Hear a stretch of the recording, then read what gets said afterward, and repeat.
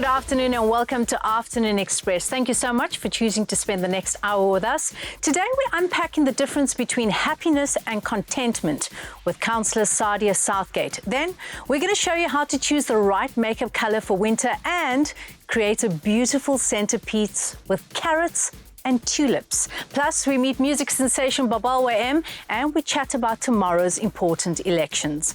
On social media, we would like to know from you, are you planning to vote tomorrow? Why or why not? Share your thoughts and let us discuss the importance of our votes. But now let's get the show on the road. So happiness and contentment are often used interchangeably, but they're different states of being. While happiness is a fleeting moment, contentment is a mindset that you carry everywhere. So are you choosing happiness or contentment? Helping us navigate this topic is registered counsellor Sadia Southgate. Welcome back, Sadia. Thank you for having me. It's so lovely to have you here again. So as I mentioned, they're often used interchangeably, right? Happiness and contentment, but they're not the same thing. No, they're not. Let's unpack it. No, absolutely. You know, happiness and contentment, as you say, are two completely different things, but they are interchangeable as well, so they can go together. So when we look at happiness, it's more external factors that contribute to happiness. We, as contentment, it's long-term. It's a state of mind, a state of being as well. And happiness is an emotion. It's a reaction to certain things, as I said, also external. But when you look at contentment, it's both interchangeably as well. What is, you know, the external factors and both the internal factors as well. And it's also something that is more long-lasting and something that also brings a sense of calmness as well. So in that regard, you know, happiness is just emotion. It's something that comes and goes, and it's not something that is long-term. That's not sustainable. No. So give me an example of what is happiness. I think happiness is something, you know, let's say you go on an activity with a friend or with a family, there's a sense of enjoyment that comes along with that. We as contentment, it's something that is, you know, that stays with you, it sticks there. So, for example, for me as well, it's almost like bringing a sense of purpose. So whether it's going to work, being with my family, being with my friends, I find a sense of purpose in that, and it's something that is long-term. It's not cut short, let's say, an enjoyment, as I said, you know, going on a hike. There's a sense of happiness that comes along with that. So in that regard, you kind of have to balance the two. Even though it's different, I do believe that they go hand in hand.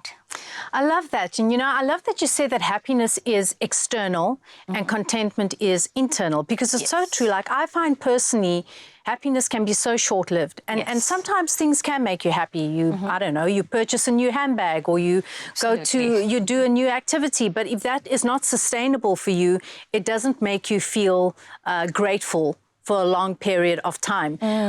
But yet so many of us, and correct me if I'm wrong, turn to this pursuit of happiness to make us happy. And we think it's going to be long-term, but it's not. It's not, yes. It's quite deceiving. Exactly. in that regard, you know. And as you say, you know, us looking at the different experiences, and all of us, in some way or season in our lives, are in pursuit of happiness. And, you know, when it comes to that as well, we're in pursuit of this, but then yet again, happiness, it's like, I've got this satisfaction now, but what's the next thing? So there's always that pursuit of going from one thing to the other. So like shoes, a handbag, certain things, it's very short-lived. So I experience this sense of happiness right now, but how do I move on to the next thing that actually brings me that sense of happiness? And I believe that how we can also practice that is practicing gratitude as well. You know, so saying, I'm happy because I got this, but how can I express gratitude? For example, I was able to externally satisfy myself with the finances that I got to be able to purchase a handbag or to be able to purchase this shoes or whatever. I mean, anything that anybody else likes, because again, anybody and everybody is in pursuit of this happiness. And I believe it's actually an everyday thing. It's not something that we pursue now every day once and again because it's so short-lived. Yeah, I guess it's finding that balance, isn't it, between, because there's nothing wrong with happiness and there's nothing wrong with spoiling yourself. There's nothing wrong with, you know, some retail spoils. But when you're making retail a therapy long-term, I guess that's where the problem comes in. So how do we find, I guess, that semblance of balance between spoiling ourselves and it makes us happy, but at the same time being content with I guess, not having certain things when we can't get them? Absolutely. It's a very good question because, oftentimes for me as well, and I'll speak of my personal experience, I like to even just pep talk myself in certain things and looking at not what I have, but also what I need. And especially when it comes to retail, we're often in pursuit of the things that we want, yes, not necessarily the things that we need. So it's differentiating between what I need and what it is that I want as well. And that contentment season also that would go through, because it's so long-term, it's looking at, I'm not going to compare myself to someone else. What I see on social media, this person is having that and that person has that. And now I want it too. But that again becomes fleeting because at the end of the day, when it comes to contentment, it's something that I need to renew my mind to, that this is something that is long-term and how can I fix my thoughts, my pursuit on the things that actually is more long-term than actually short-lived. I have to share this with you. Are you familiar with Mel Robbins, the podcast and author? Yes. So she wrote recently, she had this post on social media because her daughter is a, young adult. And as you know, we are consumed with just moments every single day of retail, of buy, click. And she was saying her daughter has developed this habit where when she sees something on social media pop up, she writes it down in her notes section on her phone, and then she takes a night to sleep on it before she presses click. And the next day, if she wants it, then she'll buy the item. So it's kind of similar to what you were saying about have a little pep talk with yourself. Some of us need more than a night, unfortunately. And I know for me, it's something that I needed to also practice self-control when it comes to that, because I was just purchasing so often. I was going to ask you that. Yes. Tell me about your own story. I've been through that, and it was kind of like a New Year's resolution where I said, I'm not going to purchase for let's say the first 3 months. And I actually pushed it to 5, almost 6 months. So you stuck to it? I stuck to it. Well and done. I went even further than that. But there was also just a sense of gratitude that I can do it. Thank you so much, Sadia. The pursuit of happiness and contentment are intertwined, as we discussed, and the understanding of the difference can help us cultivate a balanced approach to joy and to inner peace. A little bit later, Sadia will give us some tips on how to be content, and we will see you after the break.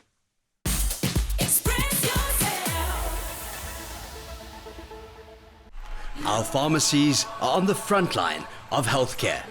This is Pharmacy of the Week. We started this pharmacy during the economic recession in 2008 when there was issues with load shedding, when load shedding started. So at that time, it was a bit of a difficult time. I remember worrying about, are we going to make it? And because of the community in Dantsane and their support, we are actually still here and we doing well. I mean, we are loved by the community and we love the community. We are part of Sondelani Group of Pharmacies, which is the biggest independent group of pharmacies in the Eastern Cape. As a pharmacy, we provide medication combined with information on the proper use of the medication to ensure that we achieve the desired outcomes for the patients. When dealing with a person, it's not just about someone taking a pill, it's about the entire person in terms of what are they going through, how do they feel. We've realized that a lot of times when you serve the customer in a manner that's pleasing, the medication works even better. Sometimes, there's language barriers. So what is nice about us is that we speak the language of the community. So we are able to get in deep and understand each other as much as possible. Pharmacy of the Week, proudly brought to you by Adcock Ingram OTC, sponsors of Brave. Suffering from a blocked or runny nose, body aches, congestion, pain, and fever. Today, be brave in the face of colds and flu. Use Corenza Paracy. Corenza Paracy. Relieve cold and flu symptoms this winter. Corenza Paracy. Proudly brought to you by Adcock Ingram OTC, sponsors of Brave.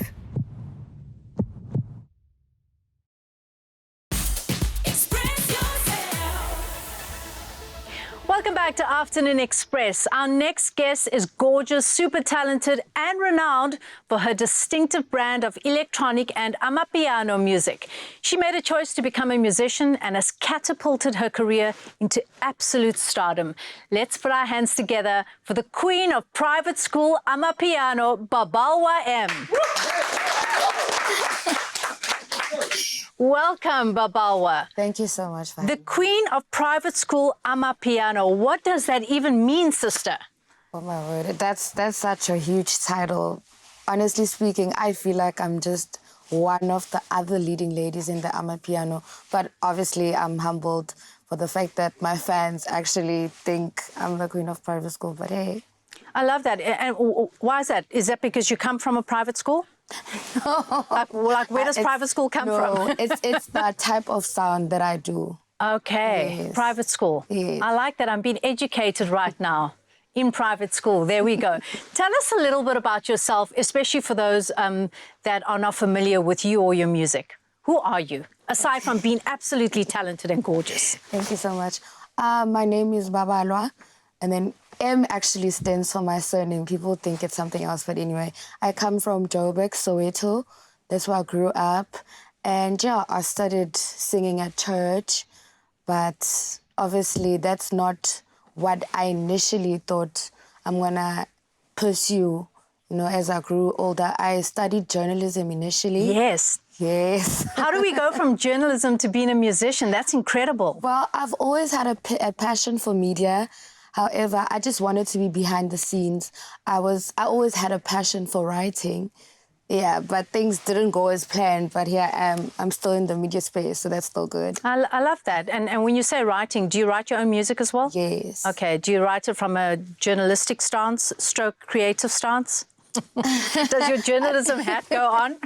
Yeah, sometimes here and there, but most it's just stuff that I experience or stuff that I see. I just write about everything. Yeah, I love that. So, you know, Babalwa, I want to first of all acknowledge that you were able to take that step. You know, so many of us go to school and do these academic careers, and then there's the art and creative side to us that keeps popping up, but we're too scared to pursue it. And you did that. When did that start? What gave you the courage to go, this is the path I'm going to pursue for myself? That's actually a funny story. I started making music during COVID. I think a lot of us were doing something because there was really nothing to do. Something or nothing. Yes, I was unemployed at the time. So my partner being a producer, it actually made things quite easy. But where's that thing, you know, that thing that makes us actually take the step? I wanted, tell me that moment. Can you recall a moment where you went, okay, it's COVID, I'm not working right now. I'm going to choose a different path for myself. Like, do you remember the day? Do you remember what happened? Do you remember what inspired you? Was there someone that you were, I don't know, watching? Like, where did that moment come from? I was actually from a gig with my partner. He's a DJ also. So we were from a gig and we got back home early. So I was like, I think I want to make music tonight. I was like, okay, you know I can sing. But I was actually saying it in a joking manner. Yes. Like, you know I can sing. And I was like, really? Let me just make a young beat for you. Let's see what's going to happen. He was actually surprised. So since from that day, I haven't stopped, yes. I love that. And you know, we're talking about joy and happiness today, and it feels like your joyful and happy environment that you were in was kind of like the catalyst that made you make that decision, that gave you the courage to make that decision, which is so lovely. Tell us about the genres of music that you do, because I know it's more than amapiano. Well, I've started making a different type of sound, but I'm not quite sure yet when I'm going to debut. But but I've already started making new music now. Have you created a name for the sound? Like, is it completely original? Can you tell us anything? I can't really, I don't want to box it. I'm not quite sure what sound that is. Okay. But I'm sure everyone is going to see when I drop something. So your EP released recently and you debuted at #1. What did that even feel like? It was a great feeling. I didn't expect that people were going to receive the project like that, but I'm grateful. And that's called Pisces, right? Yes. Are you Pisces? Yes. Are you? What date? On the 26th of February. 26th of Feb, 27th of Feb. That's why I connect with you, my sister. God. How cool. That's amazing. I love that you have gone with your heart. You've gone with your joy of what really lights you up, and people are receiving you with open arms. Does that like blow your mind when you see, you know, how people love you and appreciate what you're doing? It does. I actually have to pinch myself all the time. Like, is that really me? Wow. Pinches of joy. Babalwa, thank you so much. Babalwa M definitely made the right choice to become a musician. Well done to her. She's a real inspiration, I have to say, to all of us here on set today, and hopefully to you at home too. So a bit later, she's going to be performing her song, Polisa. But for now, it's over to Tumi and Jay in the kitchen. They say every choice you make makes you. And we here at Afternoon Express are all about helping you make the right choices. So to make dinner time a little easier, we're sharing a delicious beef stew recipe which boasts a variety of fresh, seasonal veg, making it your #1 choice at dinner time. Jay, we are all about making sure that people purchase and use their veggies, especially during seasonal time when they're at their best. And this is what we're doing with our beef stew today. Definitely. And I love a beef stew because it is so versatile in that whatever you have in your fridge, vegetable-wise, you can use. So ideally, yes, use what's in season automatically. Better taste, better flavor, better textures.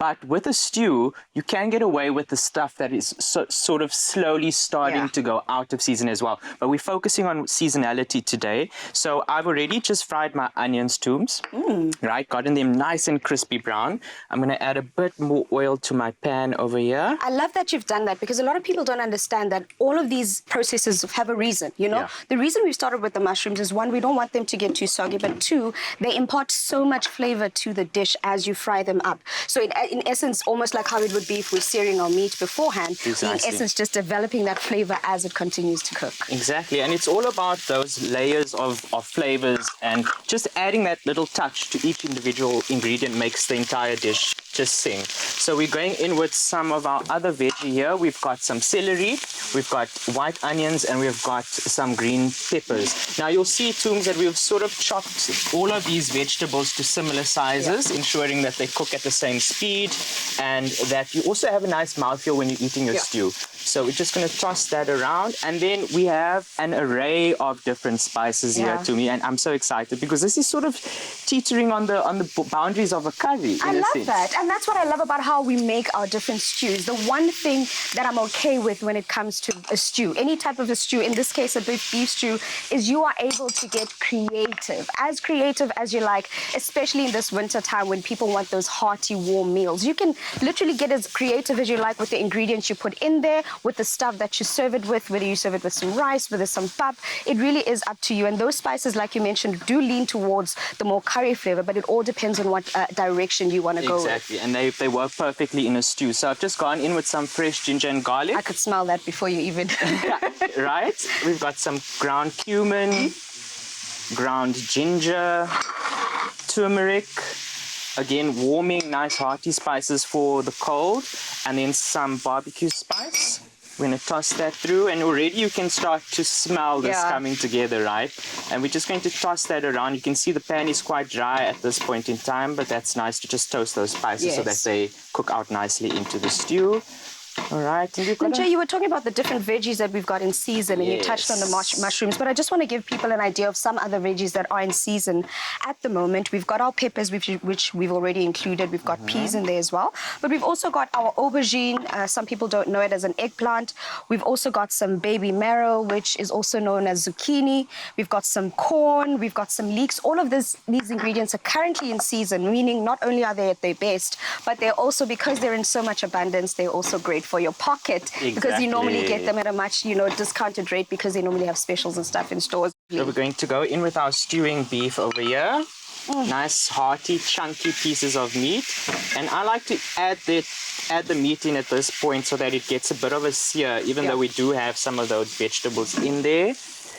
And then, now this is the one ingredient that I would encourage people to spend a little bit more on. A good quality beef stock, because that's really going to form the base and bring all of that together. So we're going to go in with some of our beef stock.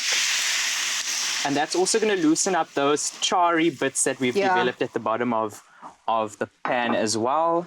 And what helps with a beef stock or any type of stock is that because it's slightly seasoned as well with a bit of salt, it helps you manage how much salt you put in at the end of the dish.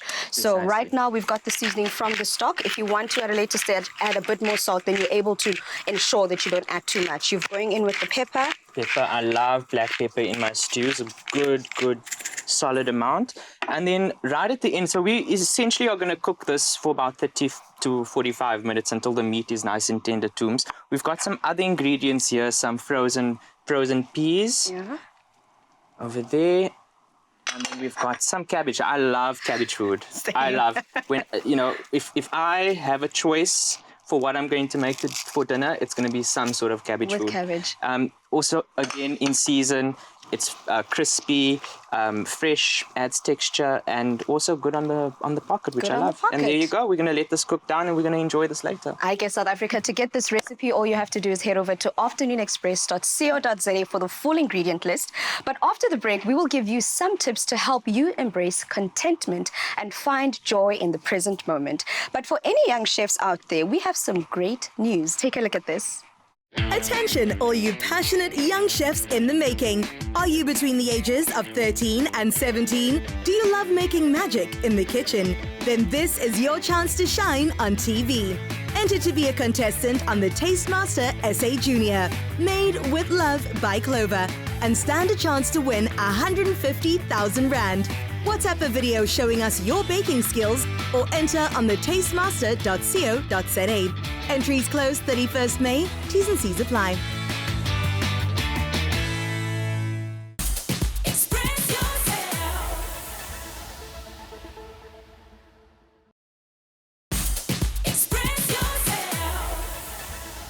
Welcome back to Afternoon Express. Now, in a world driven by constant pursuit of success, wealth, and external validation, finding true contentment can seem like a really daunting task. So here to give us some tips to help you embrace contentment and find joy in the present moment is Sadia Southgate. So Sadia, earlier on we touched on the differences between happiness and contentment. Tell us how we can actually implement practical exercises to long-term happiness, which is, I guess, contentment, right? How do we do that? Yes, we practice gratitude. It starts with the little things that we do in the morning. It's just saying, I'm grateful that I got to wake up this morning. I'm grateful that I had a cup of coffee. I can take a hot shower. Because gratitude also, it speaks into the things that we want to have also at the end of the day. So reflecting, not just in the morning, but in the afternoon or the evening, is just practicing throughout the day. What am I grateful for today? At the end of the day, I like to say even to my clients in my line of work, when it comes to the end of the day, is reflect actually on the day. Look at also, what went well, what didn't go well, and how can I then improve or better even just the following day that does await. So it's practicing gratitude because it also speaks into the persons that we are or the persons that we do become. Sadia, I find that is so important. I'm experiencing as a mom at the moment to 2 teenagers. They live in a day and age where there's so much comparison, and it's so much easier to go, I wish I had straight hair when I've got curly hair, or I wish I had this when I didn't have that. And what I've been saying to them a lot lately is the moment you think about what you don't have or what you wish you had is to change that thought pattern instantaneously. Yes. And so, for example, my son yesterday was actually complaining about his hair.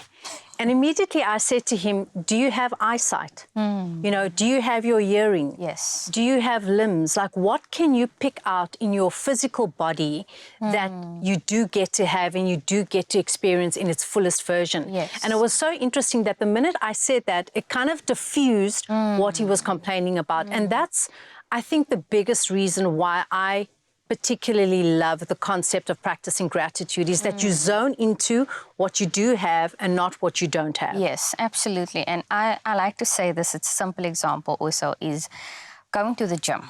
Okay, oftentimes our body shows up for us more than we even think that it does, or that maybe we push it to its limit. So it's the little thing of just putting my hand on my chest and saying, thank you, body, for showing up for me today. Something as simplistic as that, where as you say your limit is, I'm running for 20 minutes on the treadmill, but now you push it to 30 minutes. And at the end of that, thank you, body, for showing up for me today. But I believe that, practicing gratitude along with mindfulness is such a big tool, because mindfulness also helps us to practice being present within the moment, within the here and now, and not also being hard on ourselves in those moments. So when I practice mindfulness, I'm present in what's happening here and what's happening now, because oftentimes, I mean, even with teenagers as well, it's the one thing after the other, what's the next thing, and that robs us of today's joy and of today's peace. So when I link gratitude and mindfulness together, because I believe that goes hand in hand, I'm practicing being present in the here and now. Sadia, I love that. But I want to ask you, for someone that doesn't really, because, we've got these new buzzwords that have been floating around for the last couple of years, like awareness, for example, and mindfulness is a big one, and it's an important one. But how do you explain that to someone that doesn't understand what the concept of mindfulness is? How do we get to practice mindfulness in reality? Yeah, that's a good question. I think in reality is the key word there. For me, what it comes down to, it's saying I'm in the here and I'm in the now. So it's little things like grounding techniques and saying, okay, I see this green plant in front of me, so whether I'm driving, okay, it's cloudy today. So practicing that awareness, it's not taking myself further or catching up with my thoughts or with my mind. It's slowing it down. And in reality, that means what is in front of me right now? What am I feeling? What emotions is going through my body? Am I feeling comfort? Am I feeling discomfort? So it's again just practicing being aware of what is happening internally, but also noticing what is around me in the here and now. I like that. So you tap into your senses. Yes, absolutely. I think that is the most effective tool that all of us can use, and it's not just limited to teenagers or to adults. It's things that we can do with toddlers as well. It's putting, let's say, crayons in front of them. What does that feel like? What does that smell like? So those little things we're constantly tapping into, and the more that we are mindful of that, the more grateful we become. Tell me about relationships, because I think, comparison is a big thing when it comes to robbing oneself of happiness and long-term contentment. And we live in a day and age where we just see perfect relationships everywhere, whether it's between siblings or family members or romantic relationships or parental relationships. How do we practice gratitude when relationships are not as healthy as we'd like them to be? Yes. I said earlier on as well, comparison kills. And what that does is it robs us not just of today's peace, it also robs us of the relationships that we can have with our families, with our friends, with our colleagues. So when I don't have what I see everybody else have, then I tend to resent. I tend to want that. And if I don't have that, there's an element also of uncomfortable emotions that arises. And again, it's not just me comparing my relationships. It's now saying that I envy that, So it's oftentimes we need to take a step back and say, I can look at what I have and what is it that I can take away from this and actually implement in my life or implement in my relationships. Oftentimes, I also believe that we constantly project our insecurities and our thoughts and our feelings onto our families and our friends. Oftentimes, we look at the materialistic things that we do have or that we don't have, and we actually forget that, that happiness and contentment can come from the littlest things that doesn't cost us any money or finances and a lot of investment. It's the relationships that I have with people that actually is something that I can look at instead of looking, again, at what I don't have. Yeah, absolutely. Look at what you do have as opposed to what you don't have is a big one. How do we cultivate and exercise like little moments of gratitude? So you, or rather joy, implementing joy. You mentioned gratitude as a big one, and I would align gratitude as something that you say to yourself when you have that little pep talk or journaling, right? Absolutely. I think journaling for me personally is a powerful way to exercise gratitude. What other exercises would you suggest? So it's finding that joy in the little things that I can do, but also the things that is accessible to me now. So whether it is going on a hike, whether it's going on a walk, but then again, inviting a friend inviting a family to come alongside you so that you don't feel like you are just doing this all on your own. So it's practicing those different steps. And I believe that, it always starts with the basics. It doesn't need to be this fireworks immediately. It can just be this little things like changing your hair, changing your nail color, or going on bike ride with friends or running, just starting something instead of not doing anything, because the moment we allow our thoughts to run, we're always going to play catch up with it. Yeah. Sadia, it's always such a pleasure having you in studio, and you certainly bring us joy, happiness, contentment, and all that delicious stuff. So thank you for your insights. So the dictionary defines the word content as being in a state of peaceful happiness. And today I hope that we've helped you move a few steps closer to a happier, more content version of yourself. After the break, we're going to make a gorgeous carrot and tulip centerpiece. Believe it or not, it's beautiful. Bake more memories with Royal Baking Powder, and you could win your own KitchenAid stand mixer.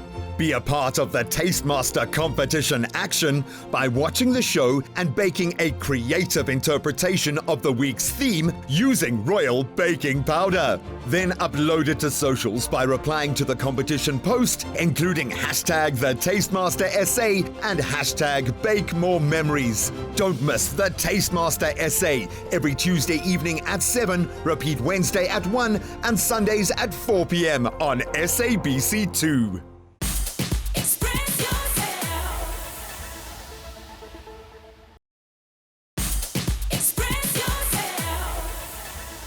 Welcome back. Now, we are faced with different choices every single day, and one such choice is for us to decide what makeup color to wear. Chef Tumi met with a talented makeup artist, and it went a little something like this. I'm not one to wear makeup too often, but when I do, I want to make sure it honors my natural beauty. Today, I'm at the Last Word Hotel in Constantia to exercise my freedom of choice by finding a makeup look that not only celebrates my love of color, but also enhances my facial features. Helping me do this is none other than Laika Yunus, a celebrity makeup artist. Let's meet her. Laika, I am so excited to finally be sitting here because I know you've made up the faces of so many influential people, but you've been in the industry for over 10 years. How has makeup evolved? After COVID, it was very much about the clean girl aesthetic, skin-like finish, minimal makeup. But now we've seen the resurgence of the 2016 makeup trend, which is all about the matte skin, the bolder eyes, and the bolder brows, mob wife aesthetic. And you mentioned bolder makeup. How would you enhance my face? So to me, you've got amazing features. You've got beautiful high cheekbones. I will definitely enhance that. And you've got lovely eye space, to carry out any eyeshadow look. So I will definitely be adding a little bit more of a bolder shadow to your eye. By doing that, I'm adding a little bit of black eyeshadow, smoky eye vibes. Applying eyeliner is a great way to add definition to the eye, but doing a little wing also helps to lift the eye. And when you're applying your eyeshadow and when you're applying your eyeliner, you always want to apply it in the direction away towards the temples, because that way it actually lifts. If you're going to be applying it this way, it just gives an illusion of a droopy eye, and that's a big no-no. A great way to actually enhance and sculpt is to add bronzer, and this actually warms up the face and enhances your natural features. You've got great cheekbones, so we want to enhance that. So what you want to do is, or what a person wants to do is, you always want to run the bronzer along the forehead, and that gives an illusion of a smaller forehead. And then you want to apply upwards towards the temples, and that's going to give the illusion of a stronger cheekbone, a higher cheekbone, and then underneath the jawline, a stronger jawline. And what I like to do is, I just like to run it just down the sides of the nose, just to give a little bit of contour to the nose as well. So to me, an easy way to remember when applying your bronzer, you want to apply it in a figure 3, along the forehead, underneath the cheekbone, and underneath the jawline in a figure 3. So back in the old days, we used to apply blush just on the apple of the cheek. They used to ask you to smile and you apply on the apple of your cheek. Now, you want to apply upwards towards the temples. Remember I was saying? So you want to always lift and enhance and shape. So that's what we're doing now. We're applying the blush, but we're brushing it upwards towards the temples. So I'm busy doing your highlighter, and for highlighter, you want to apply it along the cheekbones. You can literally feel where your cheekbone is. So that's where you want to concentrate it. Because applying a highlighter actually accentuates it. So when your face catches the light, it actually enhances. So we also want to apply down the bridge of the nose, in a tear duct, and then underneath the brow bone, and that's going to help to lift the brow bone. Again, we are lifting. Tunes, we're going to finish off your look by doing your lips. And I'm going to start off by applying a lip liner. And a lot of people don't know that by putting on a lip liner, it actually prevents your lipstick from bleeding out.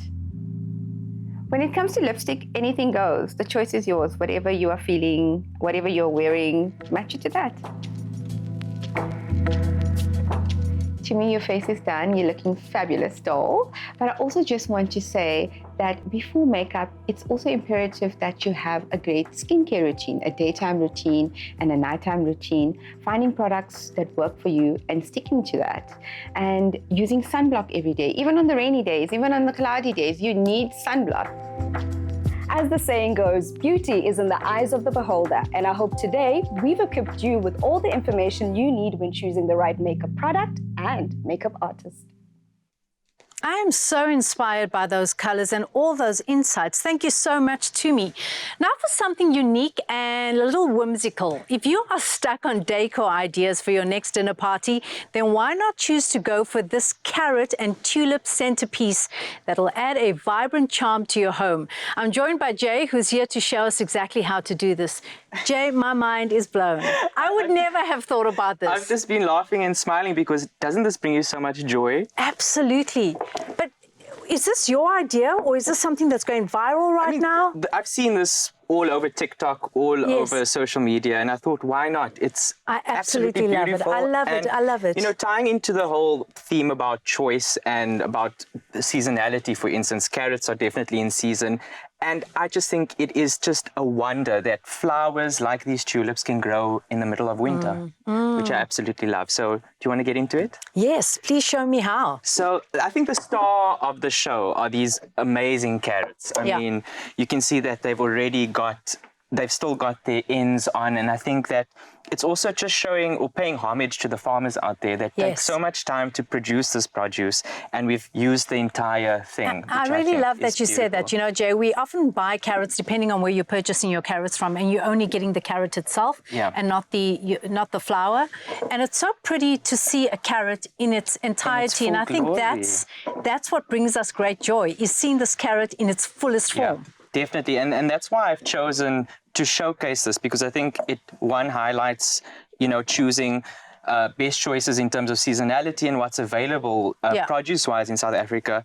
But also, I think that this is, like you said, just so whimsical, and you can get away with it if it's not perfect. You know what I'm saying? So it's something that is completely forgiving, that any kind of novice can do. And so what we've essentially done is we've built up the carrots around the perimeter of our vase, ensuring that these beautiful sort of fronds or foliage, whatever you call it, hang on over the side, and that just creates so much drama in on its own. Absolutely. Wouldn't you agree? And then, do you have to go with a round vase? Definitely not. You could use whatever's available in your home.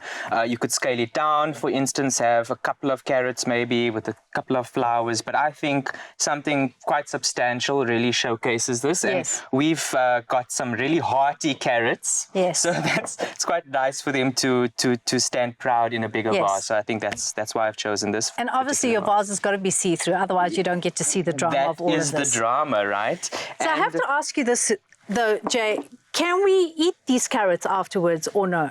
So yes, if you give them a good rinse and wash when you're done. Obviously, we've incorporated the flowers in the same water. Give them a good wash, rinse, peel them, and you can definitely cook them. These greens you could snip off. You could make a pesto with them. You could add them to the salad because they are actually edible. Talk about environmentally friendly and recycling. And that's why I've sort of decided to go with this, because it's the gift that keeps on giving. Yes. You know, and the last thing to do is to put the tulips in the center and make sure that some of them, if they behave, you know, also cascade out of the bowl. These are going to open up beautifully and fill up the spaces. And then again, what I love about this is that you could repurpose this bunch of flowers. So tie it up with a nice ribbon and give it over to one of your guests as a keepsake, which I think is beautiful. And obviously you add your water last, right? Add your water last, otherwise the carrots sort of just flop around. So make sure that everything's nice and secure, fill it up with water, and be proud of what you've just made. I tell you, Jay, I'm so inspired. The next time you come to my home, this is what you're going to see. It has been such a fun tutorial. Remember to head on over to our social media pages and let us know what you think about these really sweet centerpieces. And after the break, Babalwa M is back with an electrifying performance. We will see you in a bit.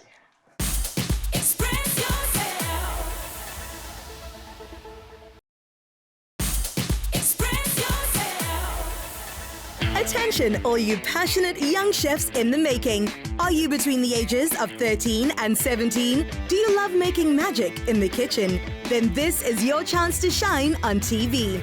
Enter to be a contestant on the Tastemaster SA Junior, made with love by Clover, and stand a chance to win 150,000 Rand. WhatsApp a video showing us your baking skills or enter on the tastemaster.co.za.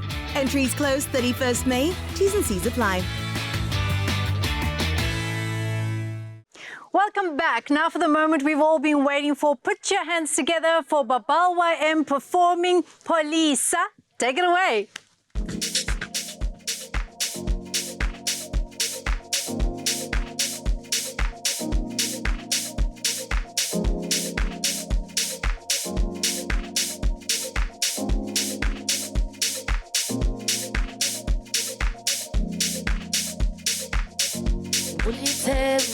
Love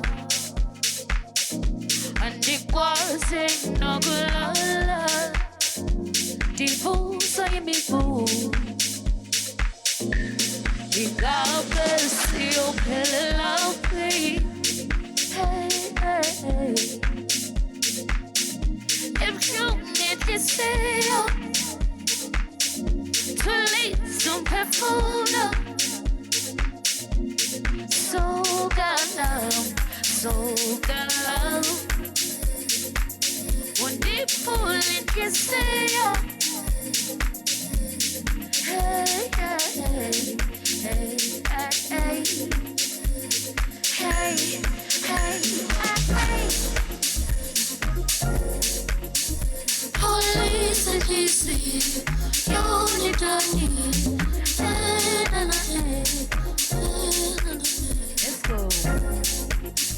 Police and DC, you're Danile. Police and DC, you're Danile. Police and DC.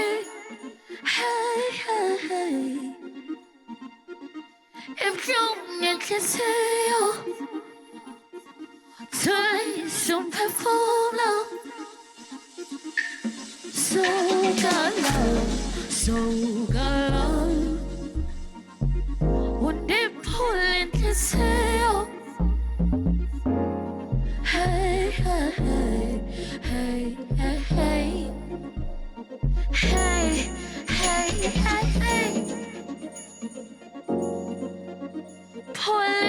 inhliziyo yonidanile hey nana hey Police inhliziyo yonidanile hey nana hey. Wow. We're exactly 30 years into our democracy, and since 1994, this freedom has been extended to all citizens of South Africa. So with us being a few hours away from our next election, we ask you, why is it important to vote? So we've all heard the saying that your vote is your voice. Why do you think that this statement is so important? Why do you think it's important, Jay? I think it's so important because, you know, obviously I've been reading all the manifestos that the parties have been putting out, and that really outlines or maps out where they stand with certain policies. And so I've aligned myself with, you know, someone who I think represents what I feel is right for our country.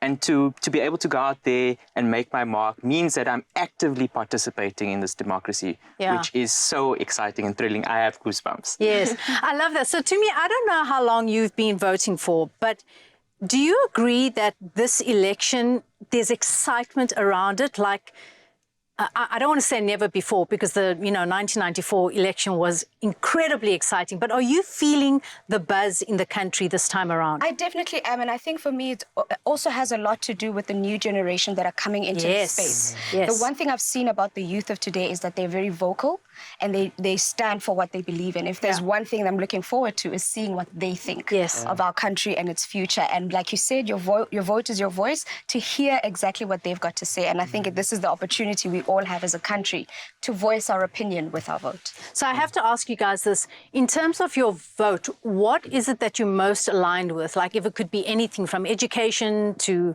the economy to infrastructure, what lights you up the most about having access to voting? I think for me, definitely education is number one. Mine too. You know, as being part of the LGBTQIA+ community, I definitely look for people who are you know, allies and who are willing to have our voice heard. So that those two are definitely the two. Inclusivity, diversity, all of those good things. Sensitivity. For me, it has to be the economic side, because I think our country has come a long way. We are at a point now where we can start building for a better future. So it's about ensuring that whoever that we put in power, with all the things that have happened, we come a long way. Yeah. Can we make things right now so that whichever party that's in line with making our country better financially, we need money. So we need parties that are going to actually make sure that actually changes the status quo. Love that. So I know that we've got 3 excited people here to vote tomorrow, and I hope that you are too. In the meantime, Babalwa, come and join us. I hope she's just as excited as us. So this was your first TV interview, right? Correct. Wow. How does that feel? It's amazing. Yeah. It's actually not as stressful as I thought it would be. Congratulations. It's been amazing. We are always going to be Babalwa's first love. Your performance was incredible. And if you guys don't know what the song actually means, it means Polisa, which means to make better. I love that. So it's not just a song for fun and Amapiano dance. There's actually a story behind it, and that is a wholesome story. Lots of healing to our country. Well, there you go. Madiba once said, "I have cherished the ideal of a democratic and free society in which all persons live together in harmony and with equal opportunities. It is an ideal which I hope to live for and to achieve, but if needs be, it is an ideal that I'm prepared to die for." It is with the same conviction that we encourage you to go out and to vote tomorrow, and to use your vote to make South Africa a better place for all of us. Remember that you can catch the repeat of this show Sunday at 8:30 a.m. and we will see you next week, Tuesday. Goodbye. Bye. Say goodbye to nausea and cramps and say hello to delicious freedom with Nolax range of lactose-free milk and yogurt. Be free with lactose-free. Another feel-good production.